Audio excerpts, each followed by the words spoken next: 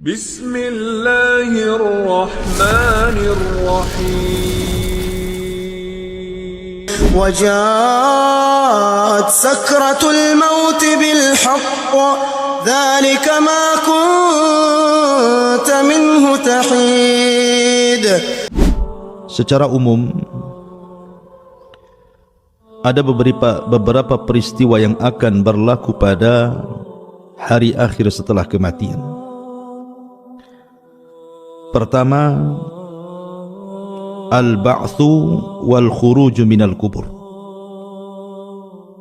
kebangkitan dan keluarnya manusia dari kuburan-kuburan. Yang kedua, ardul mahsyar, di mana manusia akan dikumpulkan di sebuah tempat yang disebut dengan padang mahsyar. Kemudian yang ketiga, haudun Nabi, telaga Nabi SAW. Kemudian yang keempat, syafa'atun Nabi SAW, syafaat Nabi SAW. Kemudian yang kelima, al-ardu amam Allah, pembentangan amal di hadapan Allah Subhanahu wa ta'ala. Kemudian yang keenam, kemudian ketujuh dan kedelapan, ini terjadi silang pendapat di antara ulama. Mana yang lebih dulu? Hisab, kemudian pembagian catatan atau suhuf, dan juga timbangan. Nanti saya jelaskan. Kemudian setelah itu inqisamun nas, ajwajun, manusia akan dikelompok-kelompokkan sesuai dengan amalannya di bumi. Kemudian setelah itu ada qantaratul madzalim, ada qisas di antara manusia. Dan yang terakhir, al-jannatu wan nar, adanya sorga dan neraka. Inilah yang kita akan bahas di pagi hari ini. Ma'asyiral muslimin yang dimuliakan Allah Subhanahu wa ta'ala, keyakinan kita kaum muslimin bahwa manusia pasti dibangkitkan. Dan bagaimana caranya Allah Subhanahu wa ta'ala membangkitkan? Ada yang mengatakan bahwa ketika Allah Subhanahu wa ta'ala hendak membangkitkan manusia, maka Allah akan turunkan hujan yang sangat deras. Kemudian hujan itu akan membasahi semua tanah di bumi. Tentu bumi bukan bumi yang kita pijak hari ini, tetapi bumi yang sudah dirubah. Yauma tubaddalul ardu ghairal ardi, bumi yang sudah dirubah bentuknya oleh Allah Subhanahu wa ta'ala dari bulat menjadi terhampar, sehingga tidak ada satu jengkal tanah pun kecuali hujan akan menembus bumi itu. Dan di dalam bumi itu ada tulang-tulang ekor manusia. Inilah di antara makhluk Allah Subhanahu wa ta'ala yang tidak dihancurkan pada hari kiamat. Sejak Adam alaihi salatu wassalam sampai yang terakhir mati, tulang ekornya manusia, ujung tulang ekor tidak akan dihancurkan, karena dari situ kita akan dibangkitkan.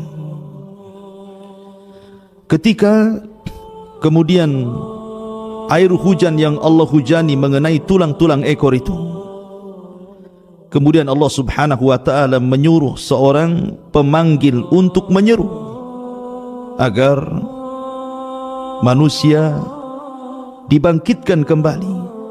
Maka tiba-tiba kemudian Allah Subhanahu wa ta'ala ciptakan kembali tulang belulangnya, daging-dagingnya, darah-darahnya, kemudian menyatu dengan setiap tulang ekor manusia itu. Maka manusia akan keluar dari kuburannya tanpa ruh. Bayangkan manusia sejak Adam alaihi salatu wassalam sampai yang terakhir mati, Allah keluarkan dari isi bumi diletakkan di permukaannya. Sebagaimana Allah Subhanahu wa taala berfirman, wa alqat ma fiha wa takhallat, dan kami kosongkan perut bumi dari jasad-jasad manusia dan dilempar ke permukaan bumi. Dan Allah juga mengatakan, wa akhrajatil ardu athqalaha, dan kami keluarkan beban-beban bumi ke permukaannya. Kemudian setelah itu Allah Subhanahu wa taala perintahkan Israfil untuk meniupkan sangkakala yang kedua. Ketika Israfil meniupkan sangkakala yang kedua, maka tiba-tiba ruh yang Allah Subhanahu wa taala letakkan di hari ketika Allah menghancurkan alam semesta, bagi ruhnya orang-orang yang beriman Allah letakkan fil illiyin, bagi ruhnya orang-orang kafir, orang-orang fasik, munafik Allah letakkan di sijin. Maka Allah berfirman, wa idzan nufusu zuwijat, ketika ruh dilesatkan dari illiyin dan dari sijin saat tiupan sangkakala kedua Israfil, maka ruh itu akan menembus jasad-jasadnya tanpa tertukar satu jasad pun dengan ruhnya, sejak Adam sampai yang terakhir mati. Tiba-tiba manusia terbangun. Dari sini manusia terbagi menjadi dua kelompok. Kelompok yang pertama, orang-orang kafir. Mereka mengatakan sebagaimana disebutkan dalam surah Yasin, ya wailana man ba'athana mim marqadina, duhai celaka aku, siapa yang membangkitkan aku dari tidurku. Tapi orang-orang yang beriman mereka tenang, mereka tidak gugup. Mereka mengatakan, hadza ma wa'ada ar-rahman wa sadaqal mursalun, inilah janji Allah Subhanahu wa taala kepada kita dan benarlah ucapan para rasul. Maka manusia semua dibangkitkan dari kubur-kubur mereka. Inilah yang pertama, al-ba'tsu wal khuruj minal kubur, hari kebangkitan dan keluarnya manusia dari kuburan. Kemudian yang kedua, ardul mahsyar, ketika manusia sudah dibangkitkan dari kubur-kubur mereka. Kondisi mereka Allah Subhanahu wa taala sebutkan ada dua kondisi. Pertama, sebagaimana Allah sebutkan dalam surah Al-Qari'ah, Al-Qari'atu mal qari'ah wa ma adraka mal qari'ah yauma yakunun nasu kal farashil mabthuth. Allah gambarkan seperti farash yang dibangkitkan. Seperti farash itu artinya laron yang berterbangan ke sana kemari. Dan ayat yang lain menunjukkan kal jaradil muntashir, seperti belalang yang bertebaran. Artinya bahwa manusia ada yang bingung, tidak tahu tujuannya. Yauma yafirrul mar'u min akhi wa ummihi wa abi wa sahibatihi wa bani likulli imri'in minhum yawma idin sya'nun yughni. Ada orang yang lari dari temannya, lari dari orang tua ayah ibunya, lari dari pasangan dan anak-anaknya, karena pada hari itu orang sibuk memikirkan diri sendiri. Tetapi ketika manusia kemudian dalam posisi tidak tentu arah, bagi orang-orang kafir tentunya, berbeda bagi orang-orang yang beriman, mereka terarah. Karena Allah Subhanahu wa taala berfirman, walladzina amanu wattaba'athum dzurriyyatuhum biimanin alhaqna bihim dzurriyyatuhum. Orang-orang yang beriman dan keimanannya ditularkan kepada keluarga besarnya, maka Allah Subhanahu wa taala akan kumpulkan mereka di padang mahsyar bersama keluarganya. Mereka tidak akan lari dari keluarganya. Itulah orang-orang yang beriman. Ma'asyiral muslimin yang dimuliakan Allah Subhanahu wa taala. Kemudian datanglah penyeru dari arah yang sudah ditentukan, agar manusia yang lari ke sana kemari berkumpul di satu titik. Itulah yang disebut dengan ardul mahsyar yang kedua, bumi di mana manusia akan dikumpulkan di situ. Maka dari mana-mana manusia, dari ujung barat, timur, selatan, dan dari mana-mana yang lari ke sana kemari, akhirnya berkumpul di satu titik yang disebut dengan bumi mahsyar. Ma'asyiral muslimin yang dimuliakan Allah Azza wa Jalla, disinilah manusia akan mengalami kesulitan hidup. Bagaimana tidak, matahari didekatkan 1 mil di atas kepala, tidak ada makanan, tidak ada minuman, keringat bercucuran, ada yang tenggelam seluruh badannya dengan keringatnya, ada yang tenggelam dengan keringatnya satu dada, satu pusar, satu lutut, sesuai dengan amalannya di dunia. Akan tetapi yang tersengat matahari itu hanya orang-orang kafir. Orang-orang yang beriman tidak akan tersengat matahari, karena ada naungan yang menaungi mereka. Sebagaimana Allah Subhanahu wa ta'ala terangkan bahwa orang-orang yang beriman itu fi dilalin wa uyun, mereka akan ada payung yang akan menahan sinar matahari langsung ke atas kepala mereka. Mereka dinaungi. Itulah orang-orang yang beriman. Mereka tidak akan kepanasan, tidak seperti kepanasan orang-orang kafir, sehingga cucuran keringatnya sampai menenggelamkan mereka, sehingga kalau seandainya kapal dijalankan di atas keringatnya, maka kapal itu bisa berlalu. Ma'asyiral muslimin yang dimuliakan Allah Subhanahu wa ta'ala, saat manusia kehausan karena mereka dibangkitkan dari kubur-kubur mereka, ibaratnya kita tertidur lama, kemudian kita dibangunkan, tentu yang pertama kali kita akan cari air karena kita haus. Coba saja Anda tidur 3 hari 4 hari kemudian terbangun, pasti yang ditanya air. Maka peristiwa yang ketiga adalah haudun Nabi sallallahu alaihi wasallam, telaga Nabi. Dan setiap nabi diberikan telaga. Dan Nabi sallallahu alaihi wasallam diberikan telaga. Panjangnya perjalanan 1 bulan, lebarnya perjalanan 1 bulan, gelas ciduknya sejumlah bintang yang ada di langit. Air telaga Rasul warnanya putih, lebih putih dibandingkan susu, rasanya lebih manis dibandingkan madu. Orang yang minum dari telaga itu, kata Nabi SAW, man syariba minhu falam yadma abada. Orang yang minum dari telaga itu tidak mungkin haus selamanya. Ma'asyiral muslimin yang dimuliakan Allah Azza wa Jalla, maka mulailah setiap umat mencari nabinya, dan Nabi SAW sudah menunggu di telaganya. Maka satu persatu umat Rasul dan umat-umat yang lain meminum dari telaga yang sudah Allah Subhanahu wa ta'ala anugerahkan kepada setiap nabi, termasuk Rasul sallallahu alaihi wasallam. Dan yang pertama meminum telaga Rasul adalah Ahlul Yaman dari kalangan Ansar, sahabat Nabi sallallahu alaihi wasallam. Kemudian disusul dengan Muhajirin, kemudian disusul dengan orang-orang mulia setelahnya. Tetapi tiba-tiba ada umat Rasul yang hendak mendekati telaga itu, tiba-tiba diusir, dihalau para malaikat. Sehingga kemudian Nabi SAW, karena dia seorang nabi yang memiliki kasihan dengan umatnya, berteriak-teriak dan mengatakan, ummati ummati ya Rabb, itu umatku, biarkan mereka minum. Tapi Allah Subhanahu wa ta'ala katakan, ya Muhammad, innaka la tadri ma ahdatsu ba'dak, innahum ghayyaru wa baddalu. Wahai Muhammad, engkau tidak tahu apa yang terjadi dengan umatmu sepeninggalmu.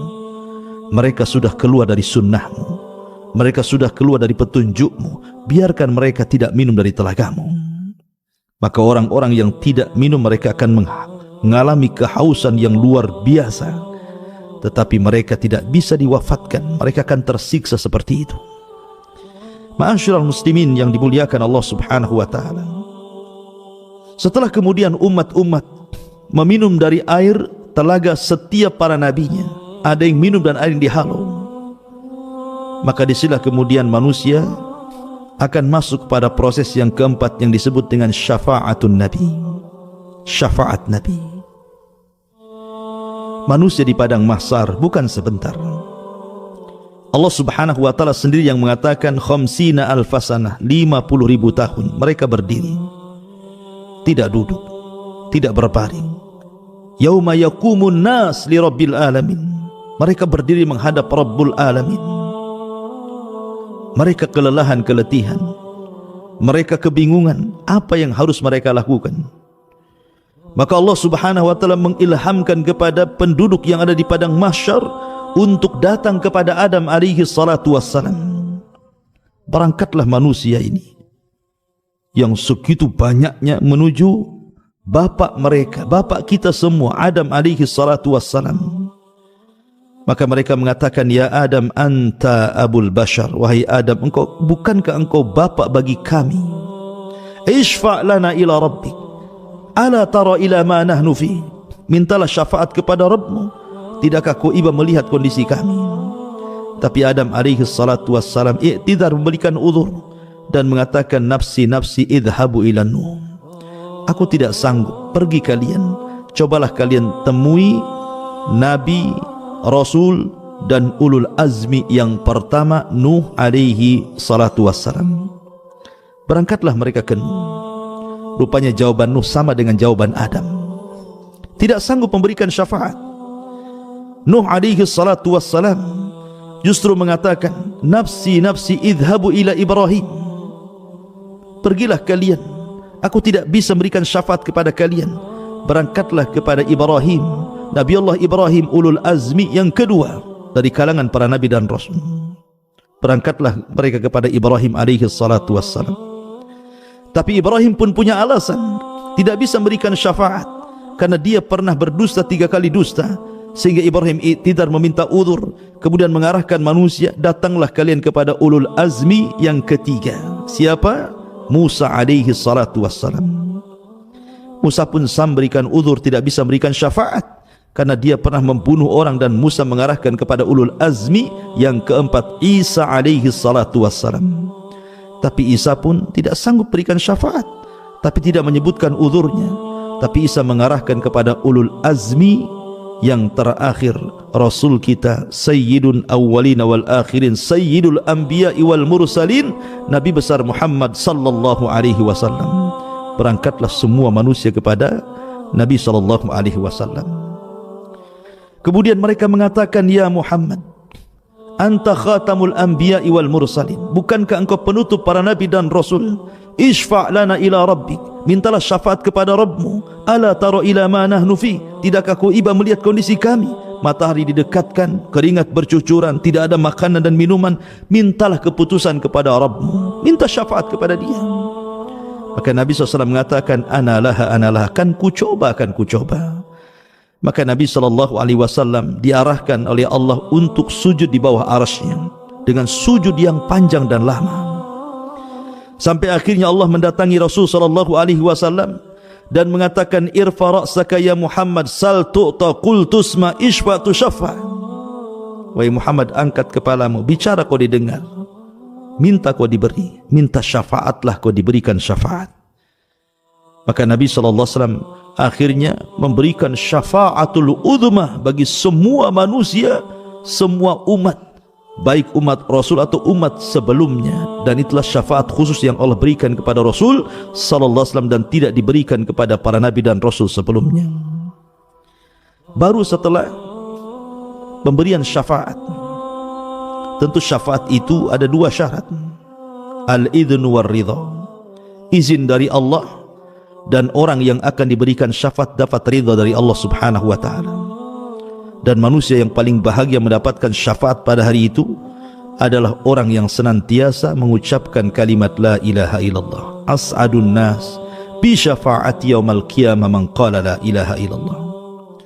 Manusia yang paling bahagia dengan syafaat, kata Rasul, adalah orang yang istiqamah dengan kalimat la ilaha illallah. Tauhid, akidah, tidak menyekutukan Allah Subhanahu wa taala. Ma'asyiral muslimin yang dimuliakan Allah Azza wa Jalla. Baru setelah itu al-ardu amam Allah, penampakan amal kita di hadapan Allah. Liyurau a'malahum, faman ya'mal mithqala dzarratin khairan yarah, wa man ya'mal mithqala dzarratin syarran yarah. Liyurau a'malahum, Allah akan memperlihatkan amalannya. Dan Allah Subhanahu wa taala akan memanggil satu persatu manusia dan akan mengajak bicara dengan mereka.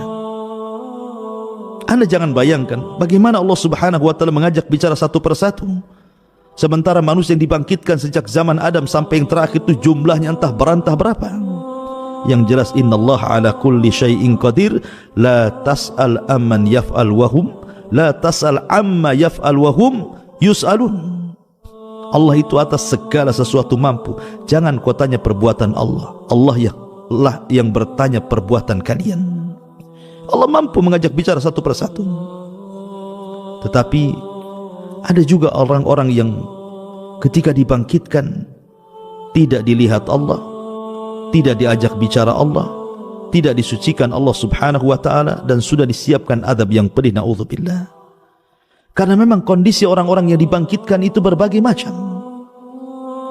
Di padang mahsyar ketika manusia dibangkitkan, ada yang dibangkitkan itu ketika dibangkitkan badannya sebesar semut di tengah-tengah manusia yang sangat besar sehingga dia harus terseok-seok menghindari kaki yang akan menginjaknya. Siapa mereka? Al-mutakabbirun, orang yang sombong di dunia merasa besar, di akhirat Allah kecilkan. Ada orang-orang yang kemudian berjalan terbalik, kakinya di atas, kepalanya di bawah. Bagaimana caranya? Innallaha ala kulli syai'in qadir. Ada orang yang dibangkitkan buta, sebagaimana Allah subhanahu wa ta'ala mengatakan, Rabbi lima hasyartani a'ma wa qad kuntu basira. Ya Rabb, kenapa kau bangkitkan aku buta sementara di dunia aku melihat? Orang buta, bayangkan, kesana kemari, macam mana dia akan melangkah? Masyarul muslimin yang dimuliakan Allah subhanahu wa ta'ala. Dan macam-macam orang dibangkitkan itu tentunya disesuaikan dengan amalannya. Lah ketika Allah subhanahu wa ta'ala memanggil satu persatu mengajak dialog, disitulah Allah subhanahu wa ta'ala menampakkan amalannya, dan hamba ini akan mengakuinya. Kalau dia kemudian tidak mengakuinya, akan datangkan saksi-saksi pada hari kiamat sehingga dia tidak bisa mengelak dari amalannya. Dan saksi-saksi itu begitu banyak. Nabi Allah subhanahu wa ta'ala berfirman, yauma nakhtimu ala afwahihim wa tukallimuna aydihim wa tashhadu arjuluhum bima kanu ya'malun. Pada hari mulut terkunci, tangan bicara, kemudian kaki menjadi saksi.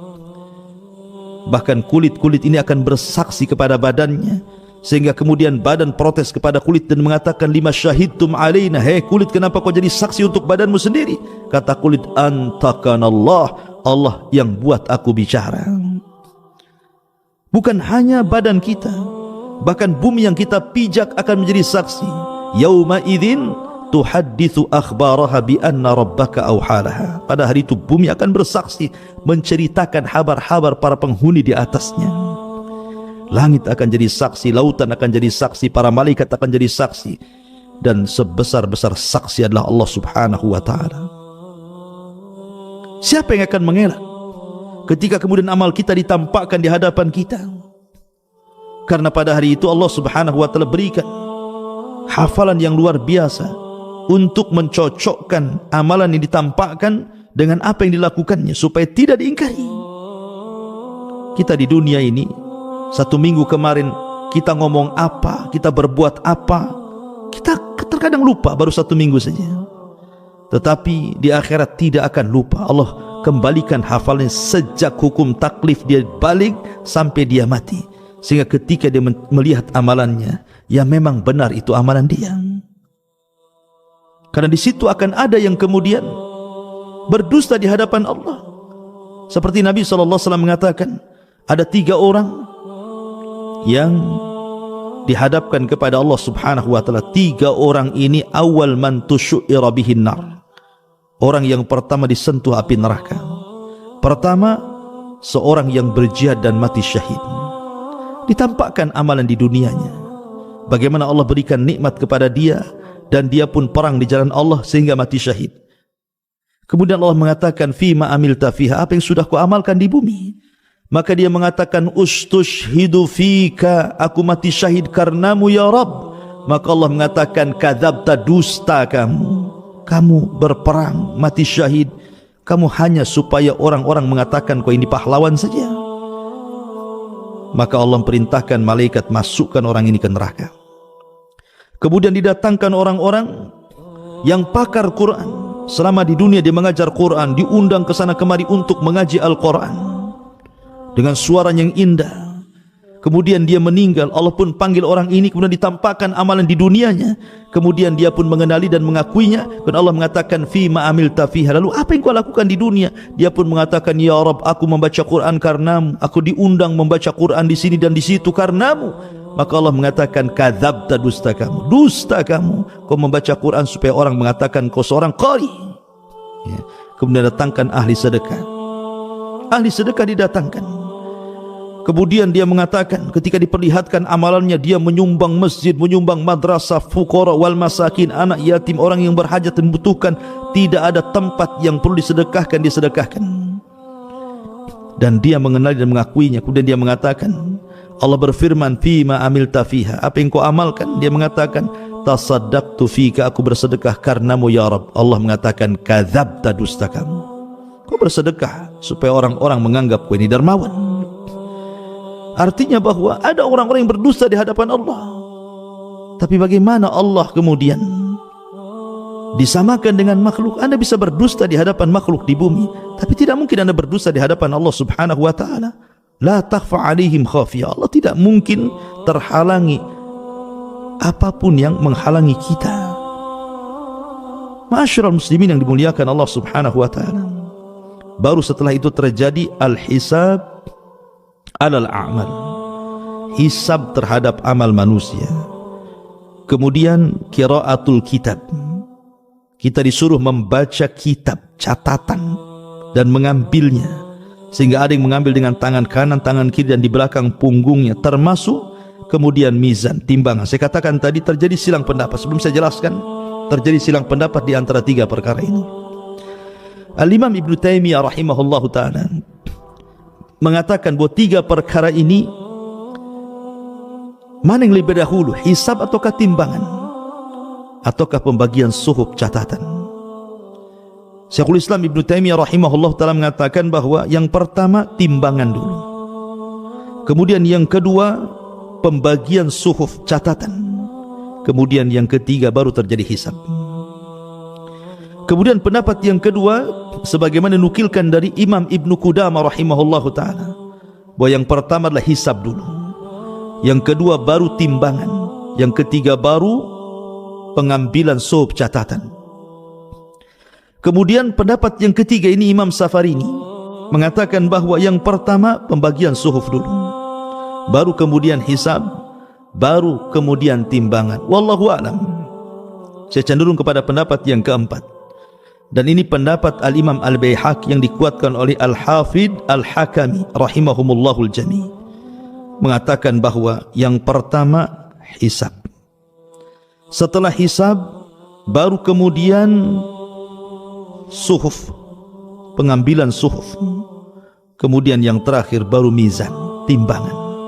Hisab, setelah dihisab, kemudian Allah Subhanahu wa ta'ala akan menaburkan suhufnya, disuruh mengambil. Ada yang mengambil dengan tangan kanannya, dengan tangan kirinya, bahkan dengan tangan kiri di balik punggungnya. Baru setelah itu adanya mizan.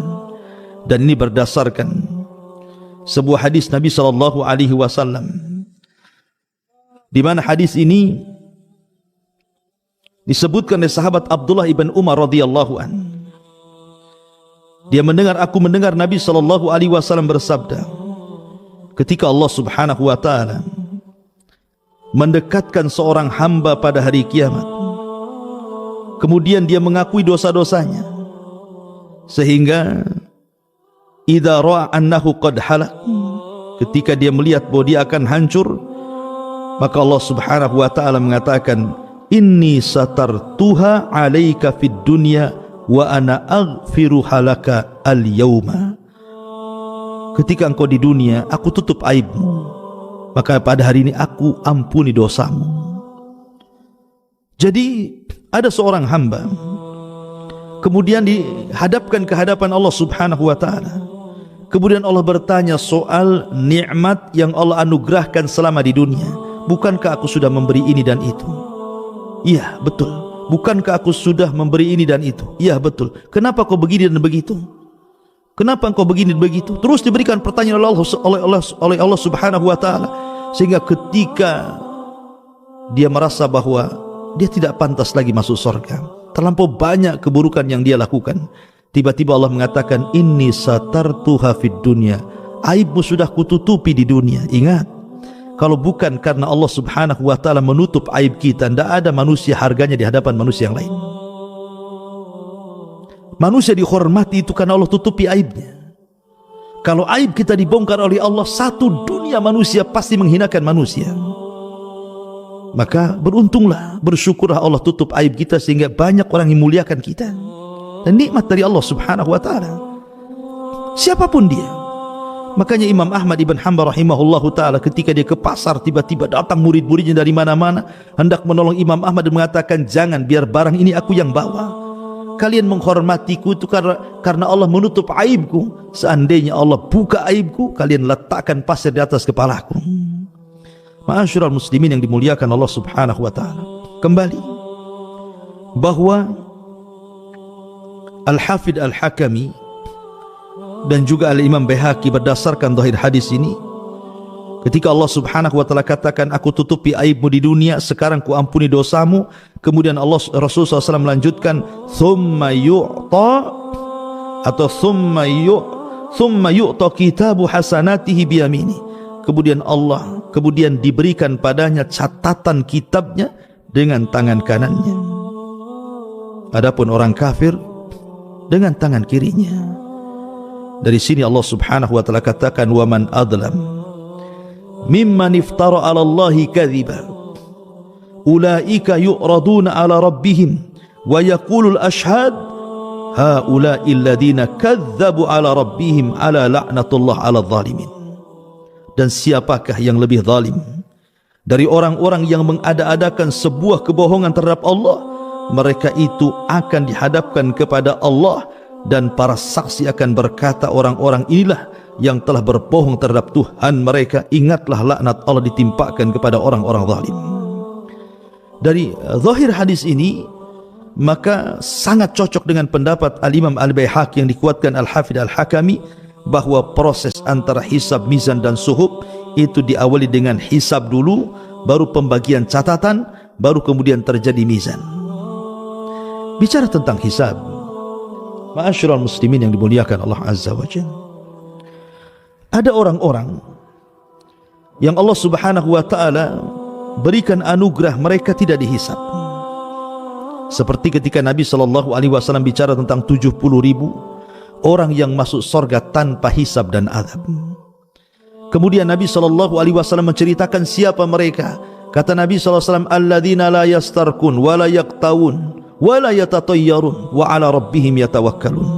Orang yang tidak minta ruqyah, orang yang tidak minta diobati dengan besi panas, orang yang senantiasa tidak tatayur, menganggap sial dan untung itu kepada selain Allah, dan orang yang menambatkan hati bertawakal kepada Allah. Merekalah sifat-sifat ini kalau terkumpul pada seorang hamba, maka orang ini akan masuk surga tanpa hisab dan azab. Dalam sebuah hadis yang lain, Nabi SAW bersabda, idza kana yaumul qiyamah amara Allahu munadiyan yunadi. Apabila datang hari kiamat, maka Allah panggil penyeru untuk menyeru. Apa seruannya? Seruannya, man kana lahu 'ala Allah ajrun, barang siapa yang punya pahala di sisi Allah, berdirilah kalian. Kemudian berdiri orang-orang yang ketika di dunia suka memaafkan, mudah memaafkan. Faman 'afa wa aslaha fa ajruhu 'ala Allah. Karena Allah mengatakan, barang siapa yang suka memaafkan, suka mengislah, maka pahalanya akan diberikan kepada Allah. Maka orang yang suka memaafkan dan suka islah, maka mereka akan masuk surga tanpa hisab dan adab. Kemudian orang yang kedua, Nabi SAW menjelaskan, kemudian penyeru akan mengatakan, siapa yang punya pahala di sisi Allah subhanahu wa ta'ala, falyakum, berdirilah.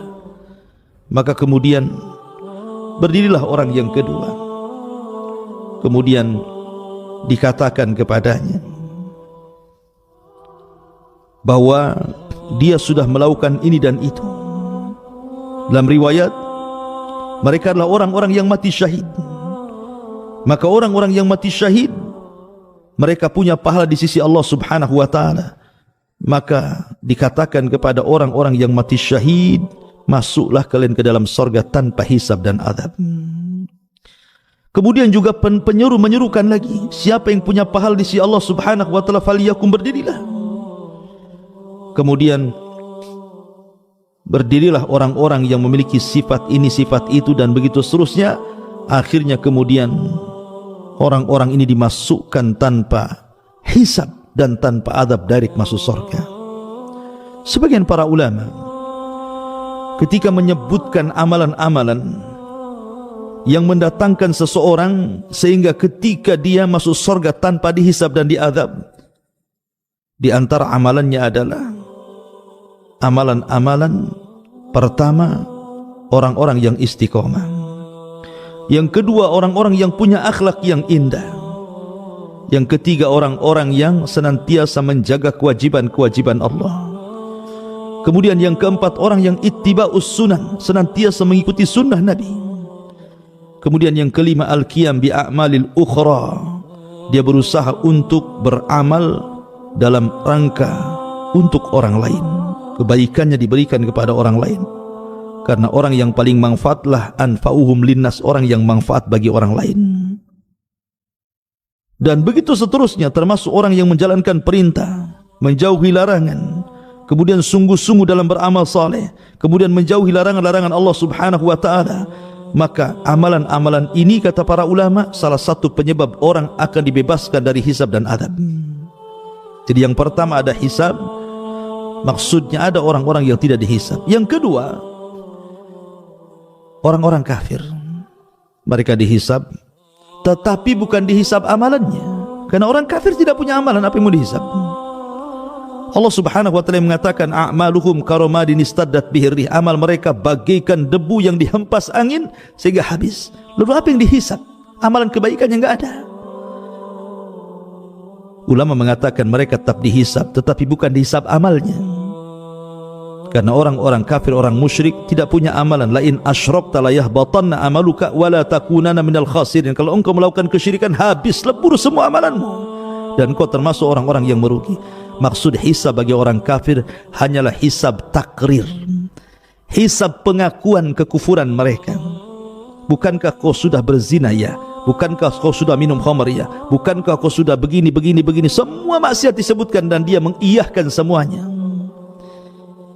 Itulah hisabnya bagi orang-orang kafir, hisab takrir, formalitas, karena mereka tidak akan masuk surga.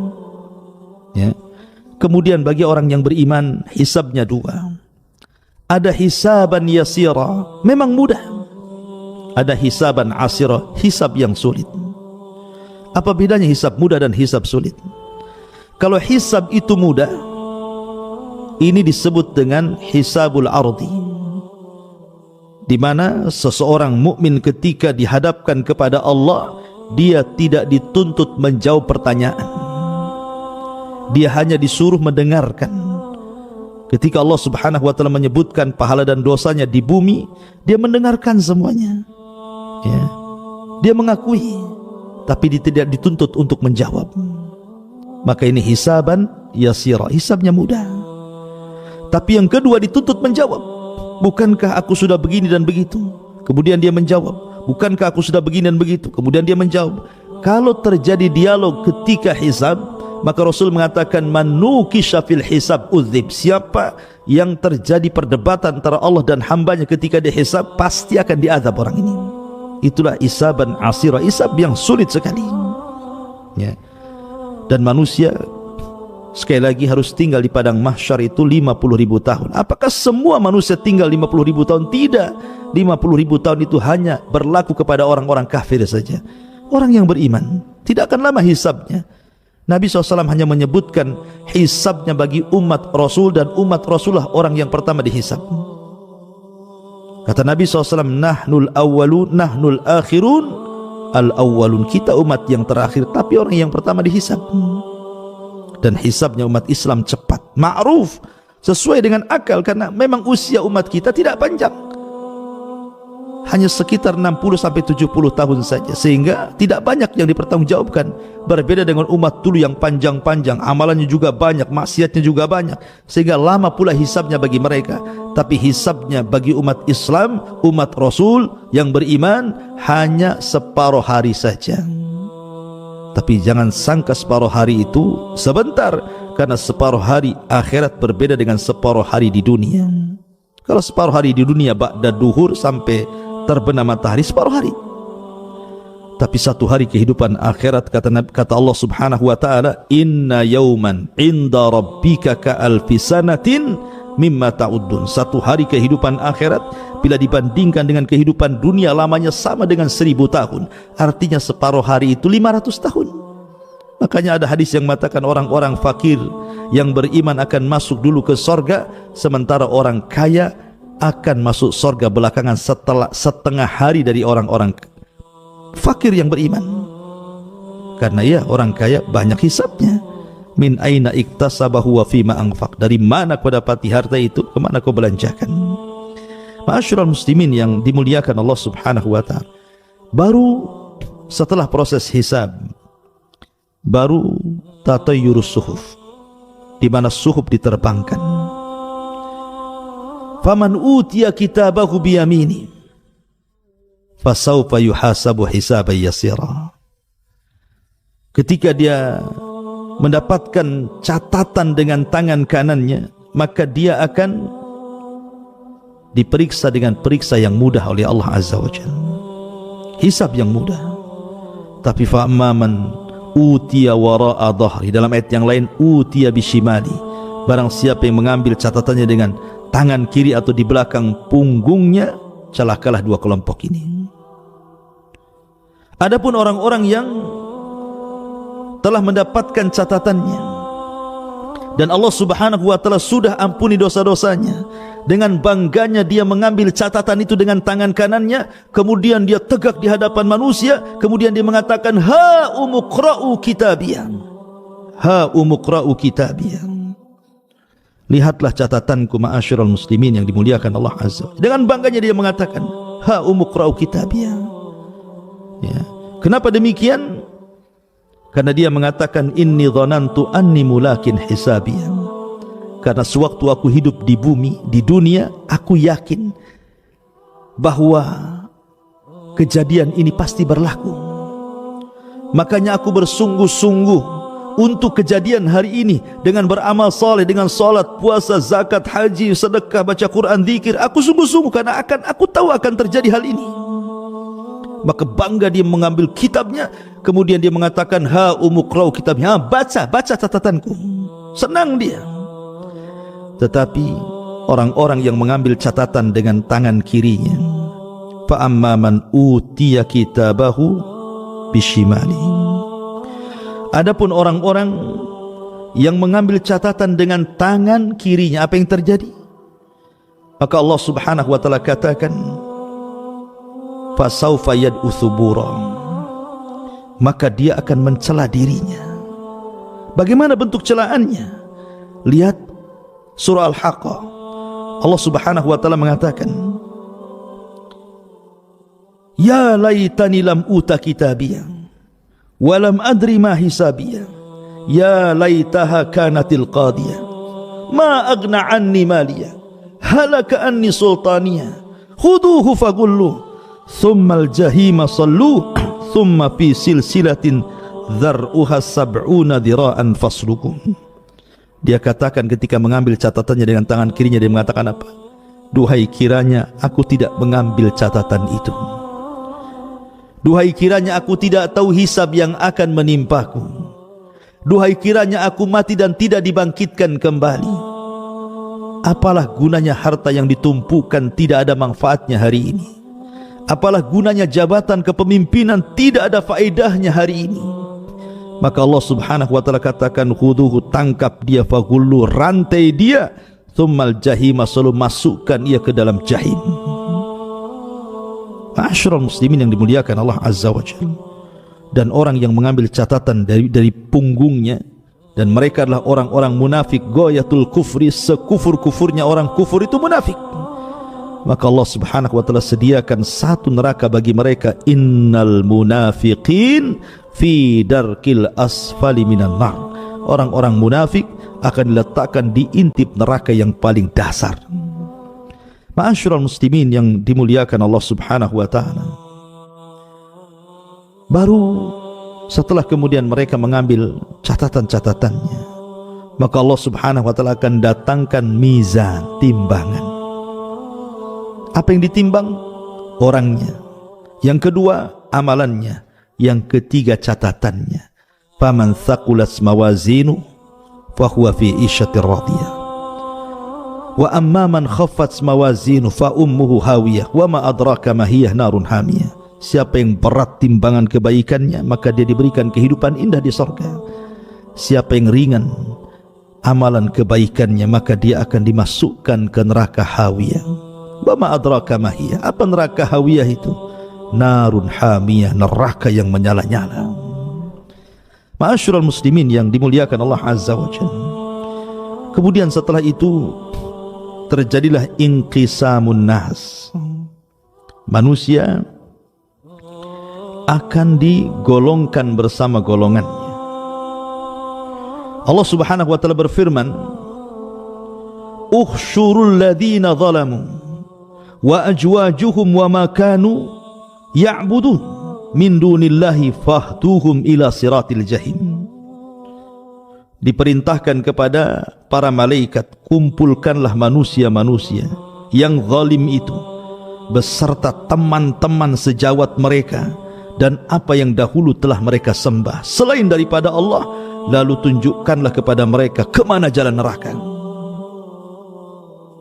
Jadi Allah Subhanahu wa taala setelah melakukan proses hisab, kemudian pembagian catatan, kemudian terjadi timbangan, kemudian sudah diketahui mana yang mengambil catatan dengan tangan kanan ataukah tangan kirinya, mana timbangan yang berat kebaikannya ataukah keburukannya, maka manusia akan digolongkan bersama sesembahan mereka. Bagi yang nyembah batu dikumpulkan dengan batunya, bagi nyembah pohon dikumpulkan dengan pohonnya, bagi nyembah iblis dikumpulkan dengan iblisnya, dan begitu seterusnya. Kemudian Allah mengatakan fahduhum ila siratil jahim. Kasih tahu alamat ke neraka. Kasih tahu orang-orang ini ke alamat ke neraka. Maka Allah katakan wasiqal ladina kafaru ila jahannam zumara. Maka Allah akan kiring orang-orang kafir untuk dimasukkan ke neraka jahannam. Ta'udzubillah. Ketika orang-orang kafir sudah masuk neraka, ya, ma'asyiral muslimin yang dimuliakan Allah Azza wa Jalla, yang sebelumnya tentu terjadi qisas dulu. Sebelum mereka dimasukkan ke dalam neraka, di sini akan terjadi qisas. Qisas antara orang yang beriman dengan orang kafir. Boleh jadi ada orang beriman menipu orang kafir, atau sebaliknya orang kafir menipu orang yang beriman. Qisas bagi orang kafir yang menipu orang beriman untuk memberatkan siksa dia di akhirat. Qisas bagi orang yang beriman yang mendolimi orang kafir mengurangi pahalanya, sehingga boleh jadi dia tidak selamat atau selamat kalau masih sisa pahalanya. Dan itu terjadi sebelum mereka menyeberang titian siratal mustaqim. Ma'asyiral muslimin yang dimuliakan Allah Azza wa Jalla, sampai Abdullah bin Abbas radhiyallahu anhuma mengatakan, bagaimana bentuk kisahnya? Kalau seandainya dia membunuh manusia, maka yang dibunuh akan datang kepada Allah, tangan kirinya membawa kepalanya, tangan kanannya menyeret orang yang membunuhnya, kemudian dia akan mengatakan, ya Rabb sal hadha lima qatalan. Ya Rabb, tanya orang ini kenapa dia sampai membunuhku. Bayi-bayi yang dibuang, bayi-bayi haram dari hasil perzinahan, yang dibuang di tong-tong sampah, disolokan, di kardus sehingga tidak tertolong kemudian mati, maka Allah mengatakan wal mau'udatu su'ilat bi ayyi dzambin qutilat. Bayi itu tidak berkepala, kepalanya dipegang tangan kirinya, tangan kanannya menyeret orang tuanya dan mengatakan ya Rabb sal hadza lima qatalani. Ya Rabb, tanya ibuku kenapa dia membunuhku, kenapa dia sampai tega membunuhku. Wal mau'udatu su'ilat bi ayyi dzambin qutilat. Bayi-bayi itu akan bicara atas dosa apakah aku bunuh, katanya. Ya, terjadi kisah di sini. Ya. Baru setelah itu manusia digolongkan menjadi 3 kelompok: mukmin, kafir, munafik. Yang kafir direct masuk neraka, tidak sempat meniti titian siratal mustaqim. Sehingga manusia cuma dua kelompok saja, mukmin dan munafik. Disitulah Allah Subhanahu wa ta'ala membagi-bagikan cahaya kepada setiap orang-orang yang beriman. Cahaya ini disesuaikan dengan amalannya. Ada yang besar, ada yang setengah besar, ada yang kecil, ada yang redup gitu ya. Dan ini modal kita untuk meniti titian siratal mustaqim. Maka ada yang melesat seperti kilat, ada yang melesat seperti kuda balap, ada yang melesat seperti orang menunggang unta, ada yang melesat seperti orang pelari, ada yang kemudian harus jatuh kemudian bangkit, ada yang terkena kalalib. Kalalib adalah rantai yang berduri yang menghantam ke sana kemari. Terkadang terhantam harus masuk ke jahanam, terkadang dia selamat tetapi sudah habis badannya, tetapi semua karena rahmat dari Allah Subhanahu wa ta'ala. Tetapi orang-orang munafik, ma'asyiral muslimin yang dimuliakan Allah Subhanahu wa ta'ala, Allah mengatakan, yauma taral mu'minina wal mu'minat yas'a nuruhum baina aydihim wa bi aymanihim bushra lakumul yaum jannatin tajri min tahtihal anhar khalidina fiha dzalika huwal fawzul azim. Pada hari engkau akan melihat orang-orang yang beriman laki-laki dan perempuan, betapa cahaya mereka bersinar di depan, di samping kanan mereka. Pada hari ini ada berita gembira untukmu. Apa itu? Kalian berhak mendapatkan sorga-sorga yang mengalir di bawahnya sungai-sungai, mereka kekal di dalamnya. Demikian itulah kemenangan orang-orang yang agung. Orang yang beriman akan selamat meniti titian siratal mustaqim. Tapi lihat bagaimana orang munafik. Allah gambarkan, yauma yaqulul munafiquna wal munafiqat lilladzina amanu dzuruna naqtabis min nurikum qila irji'u wara'akum faltamisu nuran faduriba bainahum bisurin lahu bab batinuhu fihi rahmah wa zahiruhu min kibalihil adab. Pada hari orang-orang munafik laki-laki dan perempuan berkata kepada orang-orang yang beriman, tunggulah kami, kami ingin mengambil cahaya kalian. Tetapi orang-orang yang beriman mengatakan, kembalilah kalian ke belakang kalian, carilah cahaya sendiri untuk kalian. Lalu di antara mereka dipasangkan dinding pemisah yang berpintu, di sebelah dalamnya adalah rahmat dan di luarnya azab Allah Subhanahu wa ta'ala. Orang-orang munafik hendak menipu ketika berjalan di titian siratal mustaqim. Ya, mereka bisa menipu Allah dan orang yang beriman ketika di dunia, tapi di akhirat mereka tidak bisa menipu Allah dan orang-orang yang beriman. Ma'asyiral muslimin yang dimuliakan Allah Azza wa Jalla, baru setelah manusia meniti titian siratal mustaqim, sampailah mereka di qantarah. Rupanya di sini ada kisos lagi, tetapi kisos di antara orang-orang yang beriman. Inilah yang disabdakan Nabi SAW tentang hadis muflis. Tahukah kamu siapa yang bangkrut, kata Rasul? Sahabat mengatakan, orang yang gulung tikar usahanya, orang yang tidak punya dinar, tidak punya dirham, itulah bangkrut. Kata Rasul, bukan itu. Tetapi orang yang bangkrut, man ata yaumal qiyamah bi salatin wa sadaqatin wa siyamin wa hajjin wa ibadatin. Orang yang datang pada hari kiamat membawa pahala solat, pahala haji, pahala puasa, pahala sedekah dan banyak pahala ibadah. Tapi di satu sisi dia mendolimi si fulan, mencaci maki si fulan, membunuh si fulan, mengini si fulan, mengitu si fulan. Maka terjadilah kisas untuk mendapatkan keadilan. Dulu kamu mendolimi saya, ya, mana pahalamu? Maka kemudian orang yang mendolimi akan diambil pahalanya oleh orang yang didolimi. Ketika dia banyak mendolimi orang sehingga pahalanya habis dibagi-bagikan kepada orang tersebut, habis, dia tidak punya pahala lagi. Sementara orang yang didolimi masih banyak. Maka orang-orang ini akan mengatakan, mana pahalamu? Dia mengatakan, pahalaku sudah habis, terlampau banyak orang yang kudolimi. Kalau kau tidak punya pahala sebagai barter, aku punya dosa, ambillah dosaku untukmu.